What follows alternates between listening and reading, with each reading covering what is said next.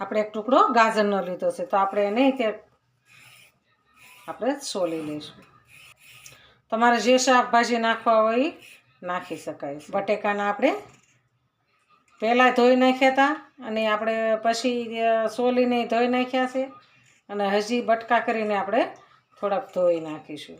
આપણે બટેકાને સરસ ધોઈ લીધા છે, ધોઈને આપણે મિક્સરમાં નાખીશું. નાખ્યા છે એની અંદર આપણે મીઠું નાખીશું. બટેકોને આપણે મિક્સર ફેરવશું તો કાળા પડી જાય, તો કાળા ન પડે એના માટે આપણે મીઠું એડ કરવાનું છે. આપણે થોડુંક મીઠું એડ કરીશું એટલે બટેકું કાળું ના પડે. આપણે એની અંદર 2 મરચાં નાખવાના છે, તો 2 મરચાં નાખવાના છે તો એમાં આપણે કટિંગ કરીને નાખી દઈએ. એમાં આપણે આદુનો ટુકડો નાખીશું, તો આપણે આદુના ટુકડાને કટિંગ કરી નાખીશું. સોજી નાખવાની છે, પણ પહેલાં આપણે બટેકાને ગ્રાઇન્ડ કરી નાખીએ. આપણે બટેકાને ગ્રાઇન્ડ કરી નાખ્યા છે, તો હજી બહુ થોડુંક પાણી નાખ્યું હતું. આપણે બટેકા આખા ન રહે ને એના માટે પહેલાં આપણે ક્રશ કરી નાખ્યું છે. તો હવે આપણે 1 પોણી વાટકી જેટલા કપ જેટલા આપણે રવો નાખીશું.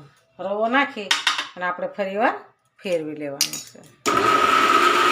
આપણે સરસ ક્રશ થઈ ગયું છે, તો આપણે એમાં પાણી નાખીને ધોઈ લઈશું. આને આપણે બેટરને જોઈ લઈએ. એકદમ સરસ થઈ ગયું છે બેટર, આપણું સરસ તૈયાર થઈ ગયું છે.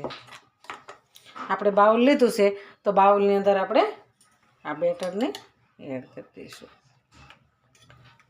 1 પોણી વાટકી આપણે ચોખાનો લોટ નાખીશું.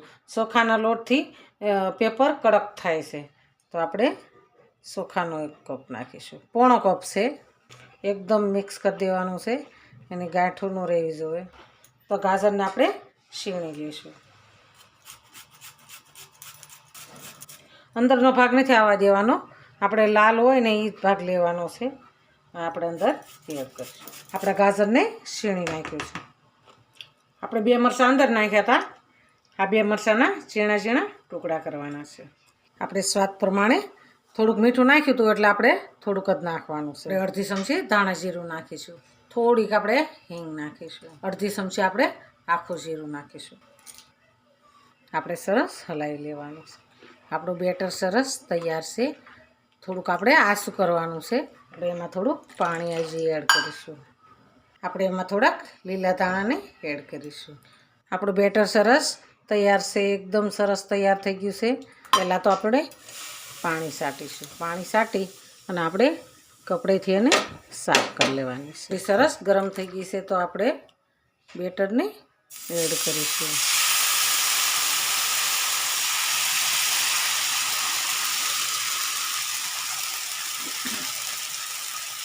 એકદમ કડક ને ક્રિસ્પી આપણું પેપર સરસ તૈયાર છે. આપણે એક ડીશમાં કાઢી લઈશું. આપણે એક ડીશમાં બહાર કાઢી લઈશું. આપણું પેપર સરસ તૈયાર છે. આપણે મસાલા પેપર સરસ તૈયાર છે. એકદમ ક્રિસ્પી ને સરસ બન્યું છે. તો આપણે ચટણી સાથે ખાઈશું આપણે. તો હાલો ખાવા. આ મારો વિડીયો ગમે તો લાઈક, શેર અને સબસ્ક્રાઈબ કરી દેજો. રાધે રાધે.